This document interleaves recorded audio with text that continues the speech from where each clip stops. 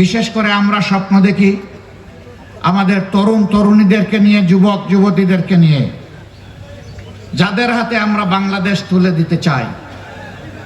আমরা তাদের জন্য এমন শিক্ষা ব্যবস্থা গড়ে তুলব ইনশাআল্লাহ, যেই শিক্ষা ব্যবস্থা দেশের প্রত্যেকটি মানুষকে সম্মান করতে শিখাবে, ভালোবাসতে শিখাবে।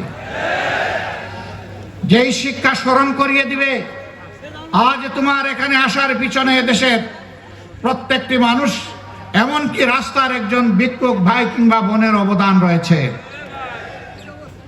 তাদের সকলের অবদানের ফসল আজকে তোমার মেধার এই বিকাশ। অতএব তাদের ঋণ তোমাকে পরিশোধ করতে হবে। এখন যারা শিক্ষিত হচ্ছেন তারা নিজ নিজ জায়গায় নিজেকে রাজা মনে করেন আর বাকিদেরকে প্রজা মনে করেন। এই মানসিকতা ত্যাগ করতে হবে। তারা শুধু নৈতিক শিক্ষায় উজ্জীবিত হবেন না, তারা বৈষয়িক শিক্ষায়ও চরম উৎকর্ষ সাধন করবেন।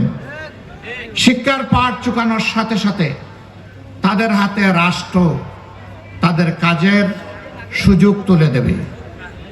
এখন সার্টিফিকেট হাতে নিয়ে, বান্ডিল বগলে নিয়ে এই অফিস থেকে ওই অফিস হন্যে হয়ে দৌড়ায়।